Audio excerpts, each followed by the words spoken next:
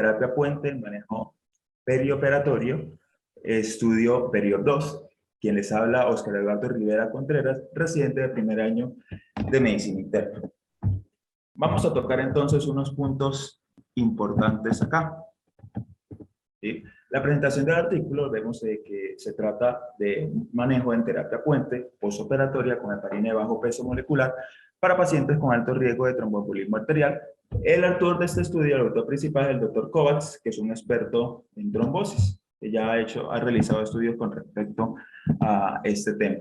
Entonces, para tocar algunos puntos importantes en la introducción, hay que tener en cuenta que la terapia puente, de alguna manera se viene reevaluando el término, porque el término correcto debería ser manejo antitrombótico perioperatorio. ¿Sí? No solamente se trata de un manejo anticoagulante, también puede ser antiplaquetario, pero el día de hoy solo nos vamos a centrar en el manejo anticoagulante. Veamos, esto se trata cuando tenemos pacientes que están anticoagulados con warfarina y de cierta manera van a ser llevados a algún procedimiento quirúrgico o alguna intervención en la cual hayamos que sopesar el suspender esa warfarina, pero al dejarlo sin warfarina tendríamos un periodo de un riesgo tromboembólico, por lo cual la terapia puente es anexar, por ejemplo, una heparina de bajo peso molecular para sopesar esos días que va a estar sin el efecto de la warfarina, pero teniendo en cuenta que eso también me puede elevar el riesgo de sangrado. Entonces, hay que tener en la balanza de esos dos criterios a la hora de realizar una terapia puente. Hay que tener en cuenta varios puntos. El día de hoy, la anticoagulación día a día viene siendo cada vez más frecuente, ¿sí? Vemos que la enfermedad, por ejemplo, en la fibrilación atrial, es la piedra angular para, uno, prevenir enfermedades tromboembólicas en un 64%, y dos, prevenir la mortalidad. Hay que tener en cuenta que la terapia puente se considera como un punto de buena práctica clínica, teniendo en cuenta que podríamos reducir el riesgo tromboembólico, pero la evidencia cada vez que se ha venido acumulando ha disminuido esta fuerza de recomendación. ¿Cuál es el gran problema que surgió a partir de la terapia puente? Bueno, que se empezó a ver de que el sangrado puede ser hasta 4 veces mayor con la terapia puente, como lo podemos objetivar acá en la plataforma, en la tabla. Sabemos que los pacientes que se llevan a terapia puente, vemos acá, suelen tener tanto algún riesgo de sangrado como de sangrado mayor. ¿Qué debemos tener en cuenta inicialmente a la hora de plantearnos el realizar terapia puente? Los factores de riesgo. ¿Cuáles factores de riesgo? Factores de riesgo tromboembólicos. Y aquí la Sociedad Española de Cardiología nos da una tabla muy interesante acerca de cuándo dividir a los pacientes entre alto, moderado y bajo riesgo. Aquí me voy a centrar solo en dos puntos importantes: en los pacientes con válvulas cardíacas mecánicas y los pacientes con fibrilación atrial, teniendo en cuenta que un alto riesgo trombótico va a ser sobre todo los pacientes que tienen una válvula en posición mitral, especialmente si tienen estenosis mitral, y en la zona, en lo que tiene que ver con fibrilación atrial, aquellos que tengan un CHA2-VAX elevado de 7 a 9, recordemos que CHA2-VAX es la escala que se usa para evaluar el riesgo tromboembólico actualmente en fibrilación atrial. Si los pacientes además tuvieron un ACV o un ataque isquémico transitorio en los últimos 3 meses, o si tienen una valvulopatía reumática mitral. Y en riesgo moderado ya dejamos a un CHA2-VAX menor, que ese ACV haya pasado más de 3 meses, o en esos pacientes que tienen una válvula mecánica en la posición aórtica con alguno de los factores de riesgo del CHA2-VAX. Y en bajo riesgo, pues que no cumpla ninguno de los anteriores criterios. Además, hay que evaluar el riesgo de sangrado, y no solo del paciente, también debemos evaluar el riesgo de sangrado que va a haber en esa operación a la cual la vamos a llevar. ¿Cuáles escalas se usan? Usualmente la más utilizada es el Hasbred Score, como vemos acá los componentes que tiene entre hipertensión arterial, sangrado, ACV, función hepática o renal alterada, que cualquiera de los dos le da un punto por aparte, un INR lábil, pacientes mayores de 65 años o que estén sometidos a algún fármaco o a alcoholismo. Aquí vemos el riesgo de sangrado mayor anual, y hay que tener en cuenta también el riesgo de procedimiento. No les voy a mostrar acá las tablas de cómo se dividen los procedimientos, pero lo que sí les quiero decir es que ya está estandarizado los procedimientos, tanto quirúrgicos como no quirúrgicos, ya están clasificados en alto, moderado y bajo riesgo. Pueden remitirse acá a esta página de Trombosis Canadá para evaluar este procedimiento. Pero sí quiero dejarle un punto claro acá. Es que ahí existen algunos procedimientos que tienen su excepción a la hora de llevar a terapia puente. Es decir, hay algunos procedimientos que no requieren ni siquiera pensarse o entrar en el dilema en si realizar terapia puente o no, porque son de bajo riesgo de sangrado. Entre esto quiero destacar, por ejemplo, la incisión de marcapasos, por ejemplo, también la cirugía de catarata, muy frecuente actualmente, la cirugía dermatológica y las extracciones dentales, especialmente cuando son de una sola pieza. ¿Cuál es el algoritmo que estamos manejando actualmente? Nos basamos en la sociedad europea, específicamente en la sociedad española, pero que tiene un consenso generalizado en Europa. Y es que si tenemos un paciente con tratamiento anticoagulante, hay que preguntarnos, ¿es una urgencia quirúrgica? Sí, sí, listo. No hay nada más que pensar. Paciente, hay que llevarlo a la cirugía. Prima la vida. Pero hay que evitarnos acá evaluar los reversores, los antídotos, por ejemplo, en el caso de la warfarina, mirar si es necesario aplicar vitamina K. Si no, hay que preguntar, ¿es necesario suspender los anticoagulantes? Si no, hay que llevar a cirugía el procedimiento. Si sí es necesario, hay que evaluar entonces el riesgo tromboembólico. ¿Es bajo, moderado o es alto? Si ese riesgo es alto, como lo habíamos visto en la tabla anterior, hay que considerar suspender los anticoagulantes y valorar la terapia puente. Pero fíjense bien la palabra que colocan acá, valorar la terapia puente. Es decir, no es una camisa de fuerza el hecho de que un paciente tenga riesgo tromboembólico alto, el hecho de tener que realizar terapia puente. Y si ese riesgo tromboembólico es bajo o moderado, no tenemos dudas en que este paciente no va a necesitar terapia puente. ¿Y cuándo suspender ese anticoagulante? Quiero basarnos acá sobre todo en esta tablita que nos dan en la Sociedad de Cardiología Española y centremos primero en lo de la warfarina. Realmente se suspende en el día -6, es decir, 5 días antes se deja de dar la warfarina, 5 días antes del procedimiento. Y si este paciente, en cambio, tiene un INR, digamos que es subterapéutico, pues se puede incluso suspender en el día -5. Y si está supraterapéutico, es decir, mayor de 3, lo suspendemos en el día -7. Se ven acá que también hacen una división para lo relacionado con los DOACs, pero en el día de hoy no me voy a enfocar en los DOACs, además máxime que probablemente con los DOACs, dado su farmacocinética, no sea necesario la realización de terapia puente.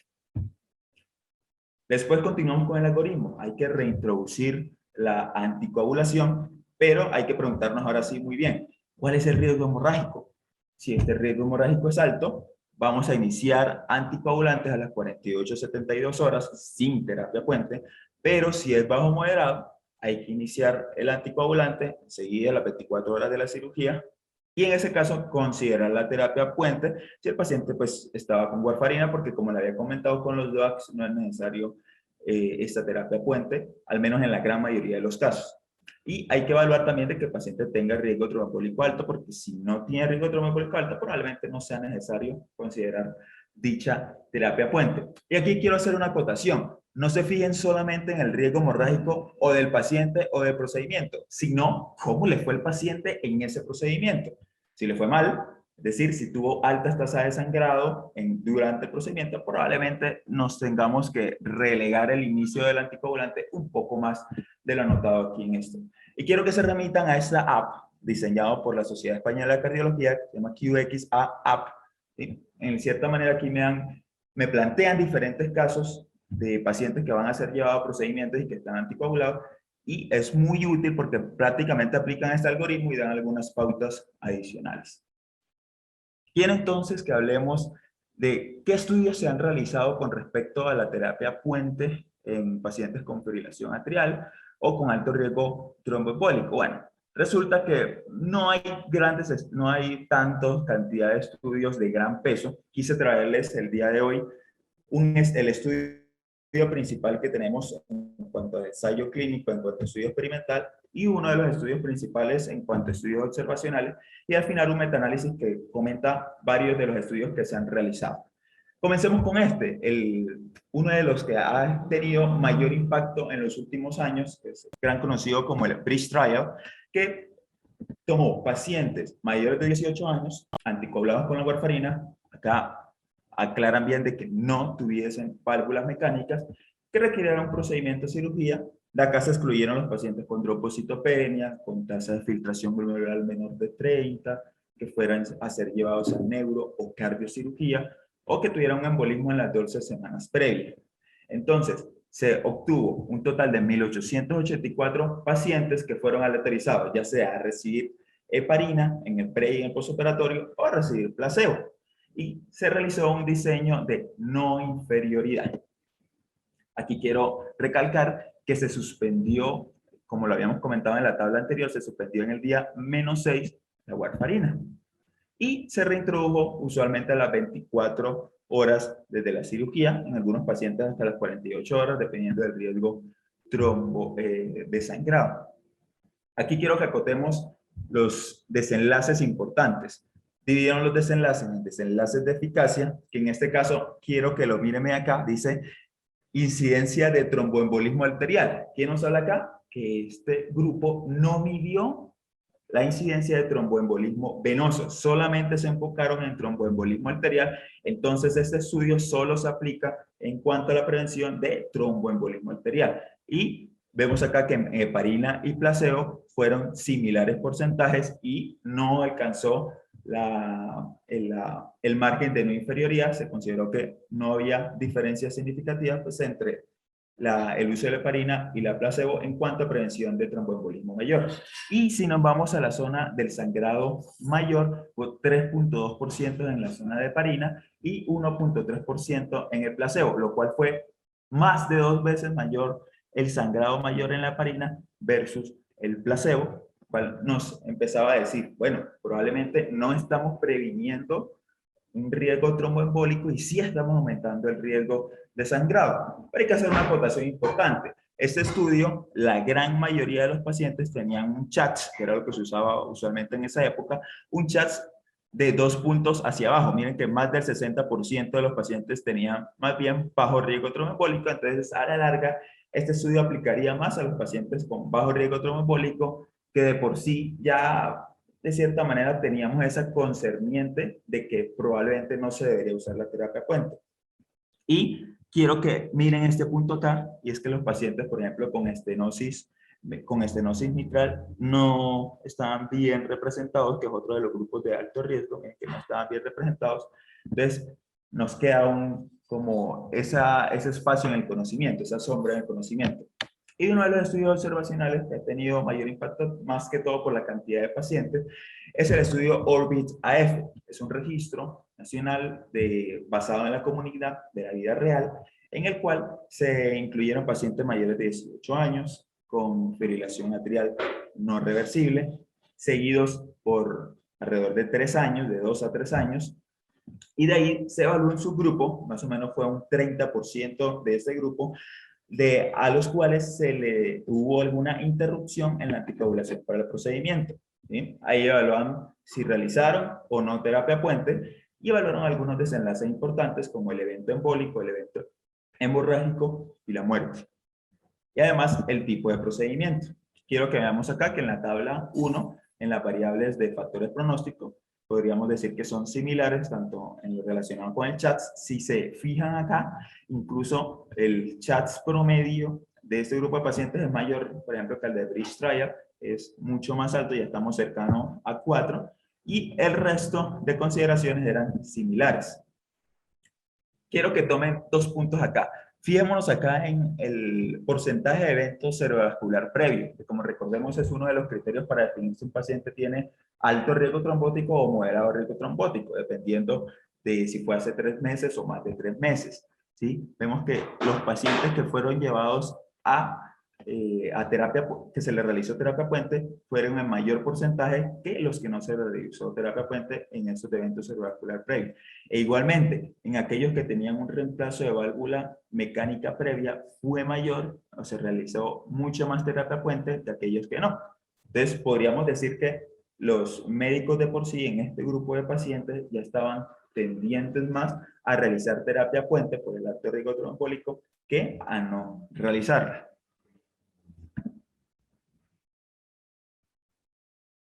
No obstante, acá podemos ver que los desenlaces me dan un resultado no tan comprometedor. Aquí vemos los eventos cardiovasculares y vemos la OCS. la OR de 1.62, pero cruza el 1, es decir, no es estadísticamente significativo, lo cual nos denota que no hay diferencia en prevención de eventos cardiovasculares entre realizar terapia puente y no realizarlo, y sí se vio un aumento, incluso más de 3 veces, ¿sí?, en el OR, lo cual fue estadísticamente significativo, entre estar expuesto a la terapia puente versus no estar expuesto. Desde aquí nos quedaba aún más la duda. Bueno, entonces, si los pacientes le estamos aplicando terapia puente y no le estamos previniendo eventos cardiovasculares, sino que más bien le estamos aumentando el riesgo de sangrado, ¿qué sentido tiene aplicar la terapia puente? Algo a considerar acá en órbita F es que, miren, alrededor de 36% de los procedimientos fueron ablación de catéter. ¿Se acuerdan en la tablita que les había mostrado anteriormente que uno de los precisamente procedimientos que no eran, digamos que susceptibles a tener que interrumpir la warfarina eran este tipo de procedimientos, y aún así los pacientes fueron llevados a ello? Entonces nos dice, bueno, de pronto es que también ese sangrado fue más alto porque se llevaron incluso a pacientes, se les realizó terapia puente incluso a pacientes que ni siquiera lo requerían. Y dentro de los últimos estudios, antes de pasar a hablar del estudio que nos trae el día de hoy, es una revisión sistemática y un metaanálisis del 2020 que tomó los diferentes estudios que se habían tomado, alrededor de 12 estudios de corte y alrededor de 6 estudios experimentales. Y quiero que nos veamos acá el desenlace de riesgo tromboembólico. Miren que en el desenlace de riesgo tromboembólico, en el global, no hubo diferencia significativa a la hora de realizar terapia puente versus no realizar terapia puente. Y este resultado es independientemente si se evalúa solo los estudios de corte o si se evalúa solo los estudios de ensayos clínicos aleatorizados. Y cuando vemos el riesgo de sangrado, nuevamente nos dan ese resultado contundente. La gran mayoría tenía 3 veces más riesgo de desarrollar sangrado mayor versus los pacientes que no realizaban terapia puente. Este resultado también fue consistente independientemente si se miraban solo los estudios de cohorte o independiente si se miraban solo los RCT. En este caso, entonces, ¿qué pasa? Empezamos a ver en los estudios anteriores de que de cierta manera habíamos demostrado de que, bueno, no había beneficio en realizar terapia puente en este grupo de pacientes, pero aún nos quedaba la duda, bueno, ¿y qué pasa en esos pacientes con alto riesgo tromboembólico, los cuales no fueron bien representados en los anteriores estudios? De ahí nace PERIOP 2, que como les había comentado, es la terapia puente con heparina de bajo peso molecular postoperatoria en pacientes de alto riesgo de tromboembolismo arterial. El objetivo de este estudio era evaluar la eficacia y seguridad de la terapia puente postoperatoria usando dalteparina versus placebo. Y quiero que recalquen bien esta zona acá, postoperatoria. ¿Qué quiere decir? Que a diferencia del ensayo clínico de Bridge, no se realizó la aleatorización en el preoperatorio, es decir, a todos los pacientes se les dio igual la heparina de bajo peso molecular en el preoperatorio y solamente se evaluó en el postoperatorio. La verdad, los autores no dan una conclusión muy creíble de por qué solo usan el postoperatorio. Dicen de que en el preoperatorio probablemente no iba a ser diferente el anexarle o no. Digamos que iba a dar igual, sin embargo sí nos deja la duda de por qué si los otros estudios sí pudieron evaluar preoperatorio y postoperatorio, porque este solo se evalúa postoperatorio, pero bueno. Y hay que hacer otra acotación, que a diferencia de la mayoría de los estudios donde el placebo se podría decir que es el grupo control, en este estudio en realidad el placebo es el grupo de intervención, ¿sí? Porque con quien se está comparando es con el realizar terapia puente, es decir, la intervención prácticamente acá es el placebo y el control es el uso de terapia puente. La población fueron pacientes con fibrilación atrial o portadores de válvulas mecánicas. El diseño del estudio, como vemos acá, fue un estudio prospectivo, doble ciego. Específicamente, el paciente y el adjudicador de desenlaces fueron los cegados, aleatorizado y controlado. Se realizó en 10 centros de investigación de trombosis en Canadá e India, entre este lapso que fue entre 2007 y 2016, es decir, fue un periodo de reclutamiento bastante largo. Aquí vemos los criterios de inclusión y de exclusión. Incluyeron a los pacientes que había comentado, adultos con válvula mecánica o con fibrilación atrial o flotter con algún factor de riesgo del CHAS2, anticoagulados con warfarina y que requerían un procedimiento no cardíaco. ¿Qué pacientes se excluyeron de este grupo de inclusión? Se excluyeron aquellos que hayan tenido sangrado activo antes, aquellos que hayan tenido una expectativa de vida menor de 3 meses, aquellos con una trombocitopenia, específicamente plaquetas menor de 100.000, o con historial de trombocitopenia inducida por heparinas. Aquellos que fueron llevados a neurocirugía, que tenían tasas de filtración glomerular menor de 30, aquellos con múltiples válvulas mecánicas, ojo, que tuvieran más de una válvula mecánica, o que tuvieran una válvula mecánica con un historial previo de ACV o AIT, es decir, de ataque isquémico transitorio. Y también, no lo anoté acá porque queda más largo, pero también excluyeron a los pacientes con un subtipo de válvula de Edwards. Entonces, ¿cuál fue el procedimiento que ellos se tomaron? Como lo objetivamos muy bien acá, la visita de screening se hizo, del tamizaje se hizo 30 días previos al procedimiento. Al día -7 se suspendió la aspirina, como usualmente se suele hacer, y en el día -6 fue la última dosis de warfarina que se dio, como lo habíamos visto en la tablita que nos recomiendan en la Sociedad Española de Cardiología. Y a partir del día -3 se empezó a dar la dosis de dalteparina, las dosis que vemos acá contempladas. El día se suspendió pues el día -1, es decir, 24 horas antes, y el día del procedimiento se reinició nuevamente la warfarina 12 horas después. Y acá, en el día 1, posoperatorio, es donde empiezan la dicotomización. Si los llevo al paciente a aplicar dalteparina o si lo llevo a aplicar placebo. Miren acá, una acotación muy importante en el caso de la dalteparina es que curiosamente los pacientes que tenían alto riesgo de sangrado no se les aplicó la dosis usual de anticoagulación, sino que se aplicó una dosis más baja, más bien como una dosis profiláctica. ¿Sí? Hay que tener en cuenta bien este dato y lo van a ver más adelante el por qué les hago tanto énfasis en este dato. ¿No? Luego se paró pues el estudio cuando la INR ya estuviera en rangos terapéuticos, es decir, mayor de 2 para la mayoría de los casos. Y acá se hizo el contacto final en los 90 días, ¿sí? Que fue la evaluación primaria que iban a realizar de los desenlaces. Ellos tomaron entonces en consideración, bueno, ¿qué consideraban ellos como alto riesgo y qué consideraban como bajo riesgo? Acá en alto riesgo de sangrado consideraron la cirugía oncológica, reemplazo articular, la biopsia renal o hepática, la resección prostática, la inserción de marcapasos, la cirugía vascular, la histerectomía abdominal y el reparo de hernia. Ustedes dirán, bueno, pero ¿por qué están marcados estos 3 en negrilla?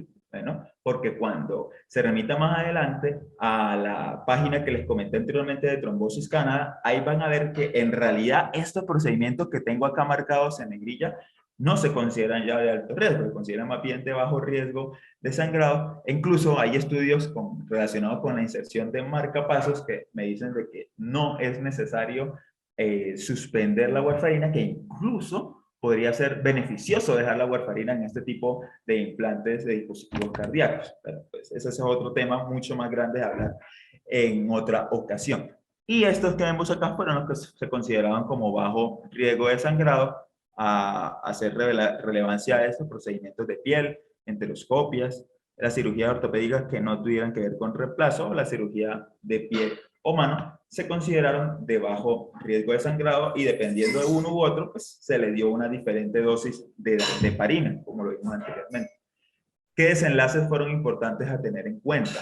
Acá vemos que tuvimos el desenlace de la eficacia, ¿sí? Que nos dividimos en primario y secundario. En primario fue un desenlace compuesto de tromboembolismo mayor, en cual miran tanto tromboembolismo arterial como embolismo venoso, incluyendo también infarto agudo de miocardio y muerte cardiovascular, muerte vascular.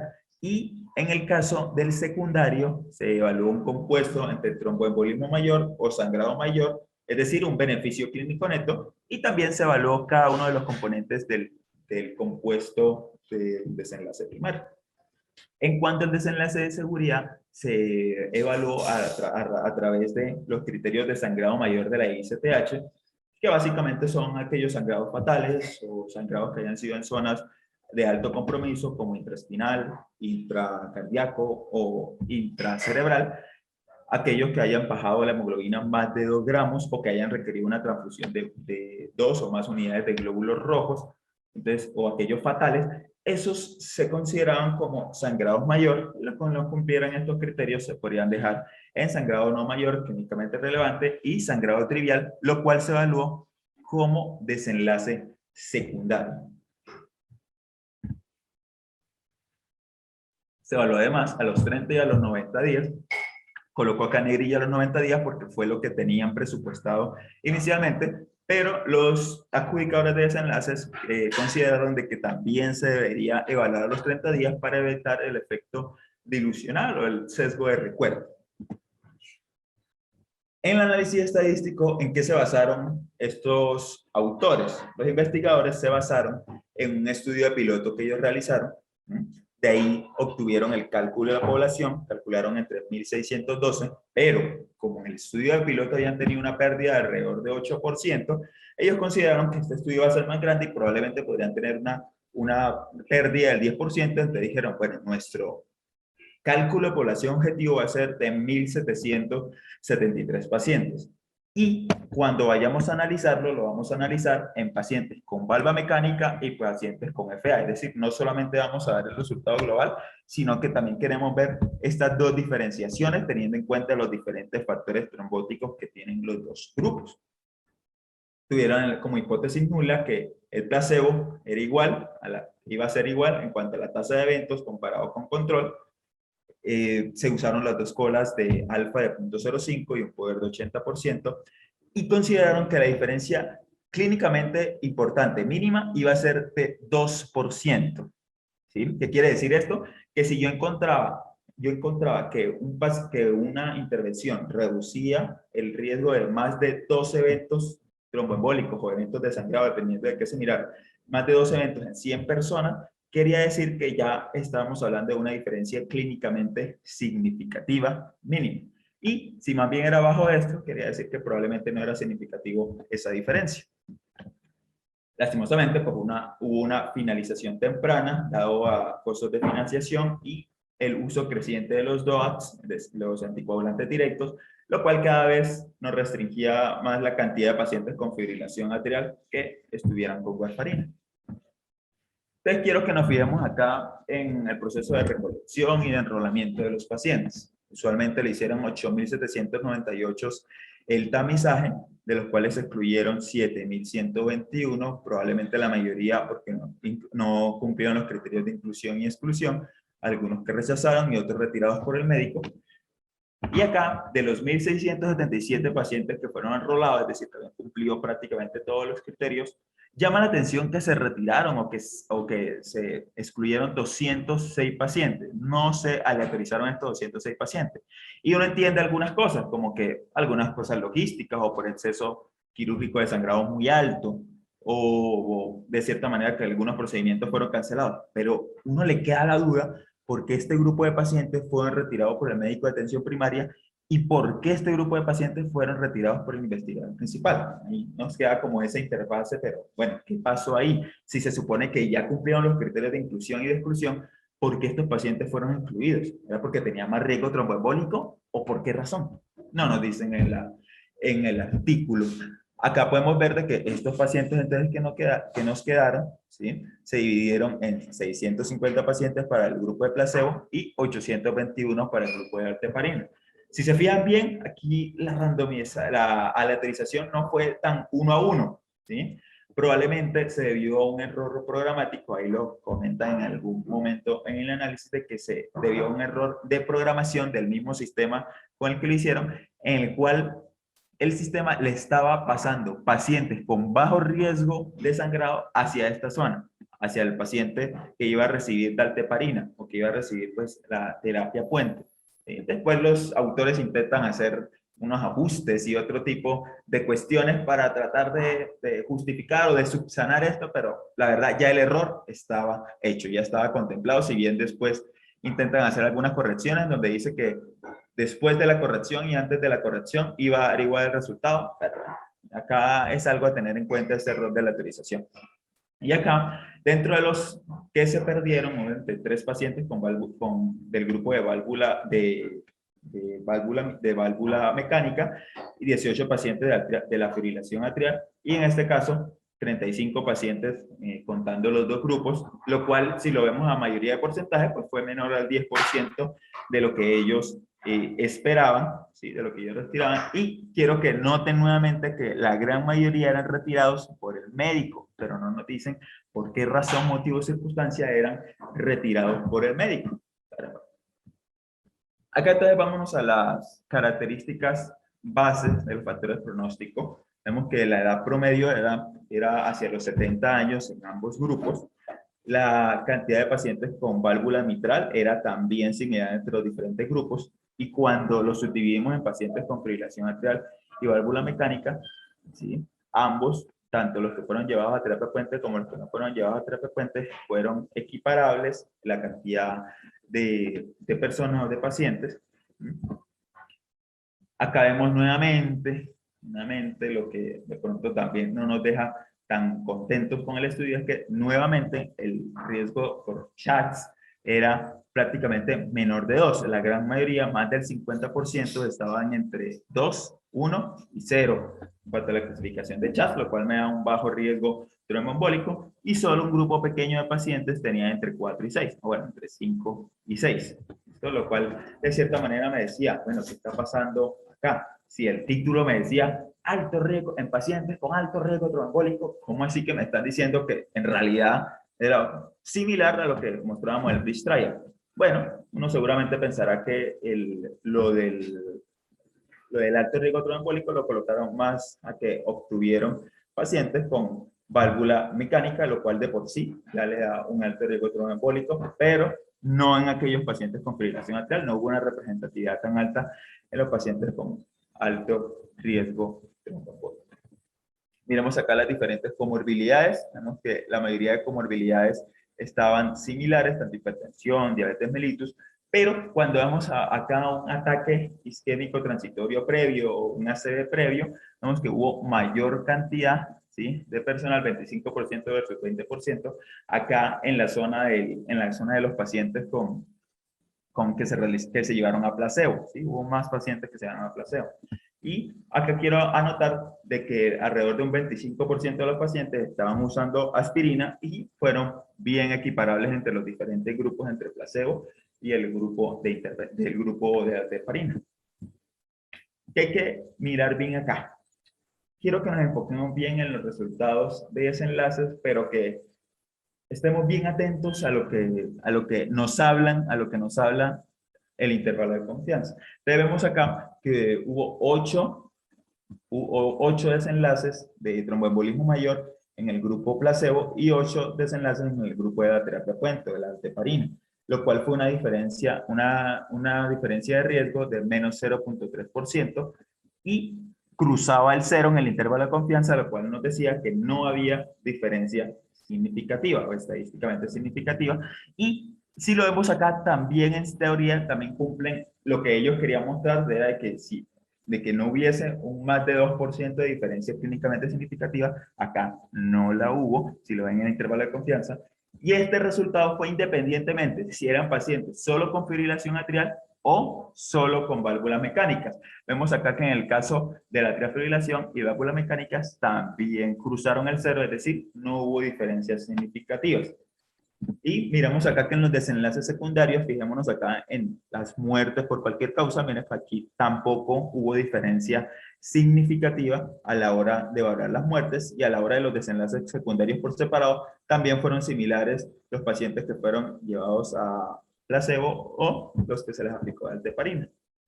En cuanto a los desenlaces de seguridad, vemos que en el paciente de placebo hubo un 2% de eventos de sangrado mayor, y en el caso de los pacientes que se les colocó alteparina hubo 1.3%, una diferencia de riesgo de menos 0.7, y vemos que acá en el intervalo de confianza tampoco alcanza la diferencia clínicamente significativa que habíamos nombrado anteriormente. Pero nótese algo, ¿qué pasó acá? ¿Cómo así que tuve mayor riesgo de sangrado mayor con la intervención que es el placebo y no con la dalteparina, que se supone que en los estudios anteriores me había mostrado un riesgo de sangrado mucho más alto? Bueno, los autores probablemente comentan de que como ellos usaron en su protocolo lo de la dosis profiláctica, recordarán 5.000 unidades de dalteparina en aquellos pacientes con alto riesgo de sangrado, probablemente eso sea lo que nos haya llevado a este resultado, ¿sí?, de tener una tasa de sangrado mayor tan baja en los pacientes con dalteparina. Cuando se comparan las diferencias de desenlaces secundarios, tampoco hay diferencias significativas y todas cruzan, prácticamente la mayoría cruzan el cero. ¿Cuánto se evalúa entonces estos desenlaces a los 30 días? También se pudo objetivar que no hubo diferencias significativas. Recordemos que el comité que estaba evaluando a este grupo, pues pidió por favor tomar también la consideración a los 30 días para evitar el efecto dilucional. Pero vemos acá que en realidad los resultados fueron similares tanto para el tromboembolismo mayor como para el beneficio clínico neto. Entonces tomamos algunas consideraciones para la discusión. Aquí tenemos en cuenta que el placebo versus la terapia puente al parecer no mostró diferencia en prevenir tromboembolismo. No hubo diferencias además si yo lo evaluaba a los 30 días o a los 90 días. En comparación con el ensayo clínico que hablamos anteriormente, el BRIDGE, las tasas de de sangrado fueron menores, ¿sí? Y las tasas de eventos tromboembólicos fue menor a lo presupuestado. Si recordarán el hecho de cuando mostrábamos la tabla de eventos tromboembólicos, por ejemplo, en pacientes con válvula mecánica, fueron muy poquitos casos, uno en el lado de la dalteparina y 0 en el lado de los pacientes con válvula mecánica, lo cual a uno todavía le dejaba un poco quisquilloso acerca de eso. Bueno, pero se supone que sí me lo previene, pero es que ni siquiera hubo ningún riesgo tromboembólico en el paciente que se le dio placebo, ningún evento tromboembólico. ¿Cuáles fortalezas y limitaciones tiene este estudio? Digamos que como fortalezas hay que destacarle que es el primer RCT que incluye pacientes con válvula mecánica, al menos en esa gran proporción, y principalmente los de válvula mitral, que fue un estudio multicéntrico, también se le debe acotar. Ahora hay múltiples limitaciones, solo quise anotar aquí 3. Una, el problema en la autorización, que ya lo había comentado. Otra, el tamaño de muestra no fue alcanzado. Yo sé que fue por un factor que se le salió de las manos a los investigadores, pero igual no se obtuvo el tamaño de muestra alcanzado. Y otra cosa, no se evaluó la terapia puente en preoperatorio. Entonces todavía nos queda la duda si en estos pacientes con alto riesgo tromboembólico de válvula mecánica, el preoperatorio le sirva o no le sirva, o si sea o no sea necesario. Entonces vamos a hacer el análisis crítico de la literatura. Vemos acá de que los pacientes fueron aleatorizados, nos preguntan, y sí, efectivamente fueron aleatorizados, pero no le doy el chulito porque, como lo nombramos anteriormente, hubo un error de programación que después intentó ser subsanado, pero no aplica. ¿Fue la autorización oculta? Sí. Fue realizado generalmente por otros centros independientes a los 10 centros de trombosis donde se adjudicaron a los pacientes, y allá no había posibilidad de que los diferentes investigadores supieran a qué grupo iba a ser intervenido. ¿Listo? Si hubo seguimiento o no, si hubo cegamiento o no, efectivamente fue cegado tanto el paciente como los investigadores que adjudicaban los desenlaces, que estuvo compuesto por un neurólogo, un experto en trombosis y un cardiólogo.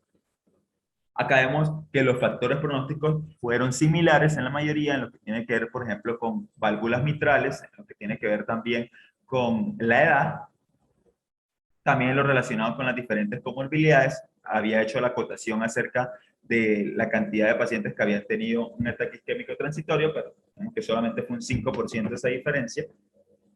Si el seguimiento fue completado, no fue realmente completado y no se alcanzó a medir los desenlaces en todos estos pacientes. Sin embargo, se les acota de que al menos fueron muy serios en realizar el análisis por intención a tratar. Y lo denotamos mucho más este análisis de intención a tratar porque si ustedes recuerdan la tabla, ahorita la voy a mostrar, veremos que la población en la cual se evaluaron los AUCOs pues fue la misma de los pacientes que se terminaron aleatorizando. Si el ensayo fue detenido tempranamente, sí, efectivamente, por financiación y por mayor auge del uso de los DOACs, No obstante, digamos que esto no nos sesga tanto el que se haya detenido tempranamente, porque el mayor sesgo se da cuando esto es detenido en los casos cuando se encuentra una eficacia muy alta o cuando se encuentra que el riesgo es muy alto, entonces por eso se detienen prematuramente. En este caso, pues las razones de detención fueron diferentes. Si nos vamos hacia la zona de los resultados, ¿qué tan grande fue el efecto del tratamiento? ¿Sí? Miren que el efecto del tratamiento no hubo diferencias significativas, la diferencia de riesgos siempre cruzaban el cero. Y si nos vamos a qué tan preciso fue el estimado del efecto del tratamiento, efectivamente los intervalos de confianza fueron bastante dictatorios y es que cruzaron el cero y además de lo que ellos presuponían que la diferencia clínica significativa es de los porcientos, la mayoría de los intervalos de confianza estaban en esa diferencia clínicamente significativa, lo cual digamos que les dio a estos autores. ¿Cómo puedo aplicar los resultados? Si los pacientes fueron similares a los de mi práctica clínica, sí, en cuanto a los pacientes con válvulas mecánicas que requieren procedimiento, ojo, una sola válvula, no en los pacientes con fibrilación atrial aislada, que estén en uso de DOACs o que tengan un CHAS2 mayor de 4. Y hay que tener precaución en pacientes con múltiples válvulas mecánicas o historial de AIT o ACV en estos portadores de válvulas mecánicas, en los cuales no se puede sacar conclusiones de este estudio porque no fueron incluidos. Si fueron tomados en cuenta los desenlaces importantes, sí, efectivamente, eficacia y seguridad de tromboembolismo mayor y de sangrado mayor debieron ser los desenlaces a tomar, pero queda la cosa de que no evaluaron la calidad de vida, las morbilidades diferentes a sangrado posterior a la intervención. Digamos que al menos lo relevante sí lo estudiaron, pero nos hubiese gustado también algo relacionado a las morbilidades que dejaba el hecho de tener esa terapia. ¿Cuál es la conclusión grande? Aquí lo quise mostrar gráficamente. Y es que en pacientes, ¿sí?, que están anticoagulados por alguna razón, ya sea por fibrilación atrial o con válvulas mecánicas, que fueron llevados a un procedimiento quirúrgico, el hecho del placebo no tuvo diferencia al hecho de aplicar terapia puente en desenlaces de tromboembolismo mayor y en desenlaces de sangrado mayor. ¿Qué opiniones y reflexiones me deja este artículo? Número 1, el estudio pudo haber sido más concluyente si se hubiese diseñado como no inferioridad, parecido al estudio de Bridge Trial, ¿sí? No hubiésemos sido mucho más concluyentes, es decir, bueno, no hay diferencias significativas, o mejor dicho, no es inferior realizar placebo versus realizar terapia puente en este grupo de pacientes. Es la mejor evidencia, ¿sí?, en pacientes con válvulas mecánicas que tenemos hasta el momento, y abre la puerta a realizar ensayos clínicos en esa población excluida que habíamos nombrado anteriormente.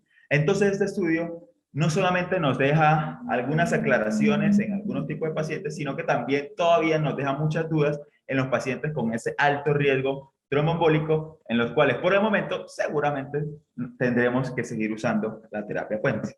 Muchísimas gracias a todos y agradezco si tienen algún comentario o inquietud al respecto. Oscar, muchas gracias por su presentación. Los profes de vascular, la doctora Maribel, el doctor John Weimar, que si nos acompañan en el público, nos levantan la mano para asignarle la palabra. Bueno, no veo a los profes por el momento acá. Oscar, te quería hacer una pregunta. Revisemos un poco bueno, felicitaciones por la exposición. Yo quería revisar un poco la frecuencia, cómo estuvo distribuido entre los tipos de cirugía del ensayo clínico, qué cirugías se hacían ahí, para que revisemos un poco la aplicabilidad externa de los resultados. Hola, profe Temar. Esos estudios acá fueron más que todo, estos tipos de procedimientos fueron como la clasificación grande, pero en realidad ellos hacen la acotación de que se hicieron diversos tipos de procedimientos, pero esta fue como la clasificación general entre los que ellos consideraban alto riesgo y bajo riesgo de sangrar.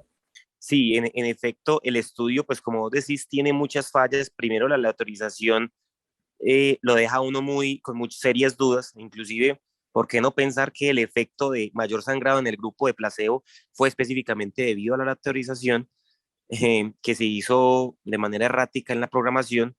Eh, pero es un estudio que, a pesar de que se detiene tempranamente eh, y a pesar de que no evaluó cirugías de las cirugías a las que digámoslo así, los cirujanos se enfrentan de manera retadora y en donde el riesgo embólico es importante, eh, porque ahí veo inserción de marcapasos que finalmente nos dice las guías y el algoritmo que citaste al principio, no deberíamos interrumpir la anticoagulación. mm, y a pesar de la detención temprana, probablemente el uso de terapia puente en estos pacientes de alto y de bajo riesgo perioperatorio no influye mucho en los desenlaces. Lo que sí vemos, y es muy consistente en todos los ensayos, es que si usted apuesta por la anticoagulación, obtiene también efectos adversos negativos, y en este caso, como lo se evidenció en el bridge, el sangrado. Entonces, concuerdo con las conclusiones que vos nos has dado del estudio. Revisemos si de pronto hay alguna pregunta en el chat y busquemos a ver si alguien está con la profe Maribel o con el profe John Weimar. Ah, no, sí, profe. Yo solamente invité fue la profe Maribel, pero ya miro acá si está con él.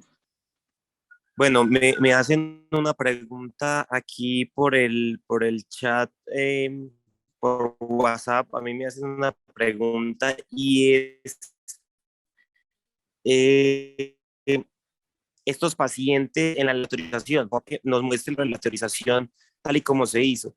Los pacientes que se excluyen del ensayo clínico, más bien los pacientes que son pérdidas al seguimiento del ensayo clínico, ya sabemos todos que no se tratan con los análisis por intercesión de tratar, pero porcentualmente, ¿qué número de pacientes absolutos se perdieron en cada uno de los brazos y si esto pudo influir los resultados? Sí, profe, acá fueron alrededor de 21 pacientes en el grupo de placebo y 35 pacientes en el grupo de dalteparina. Si pueden influir los resultados o no, ellos no hacen, digamos que el control con análisis por protocolo, que en este caso, como es un estudio de superioridad, pues no sería necesario hacerlo, pero si uno se pone a mirar el porcentaje de pacientes de los que se retiraron fue similar en ambos grupos, ¿sí? Fue menos del 10%, fue alrededor del 5% en ambos grupos, pero no nos podemos objetivar, por ejemplo, aquí hubo 11 que fueron retirados por el médico, acá 8 que fueron retirados por el médico, pero no nos especifican por qué razón fueron retirados por el médico, lo cual sí, a uno le podría quedar esa duda, profe, de si seguramente si esos pacientes que se excluyeron tiraron la balanza hacia un lado o hacia el otro, que de cierta manera nos hubiese, digamos que molestado más o nos hubiese importado más si hubiésemos encontrado una diferencia clínica significativa. Como en este estudio no hubo diferencias, de cierta manera como que no nos sopesa tanto en ir a pensar si esas pequeñas pérdidas que hubo impactaron o no en el resultado. Bueno, Oscar, muy amable por tu presentación, muy buenas felicitaciones. Un estudio, un ejercicio muy crítico, citaste la evidencia previa y le aplicaste la guía JAMA con rigor al ensayo. Yo concuerdo con las conclusiones que vos nos das. Eh, Agradezco al público invitado por su asistencia y nos seguimos viendo en las reuniones del Departamento de Medicina Interna de la Universidad de Antioquia. Feliz día.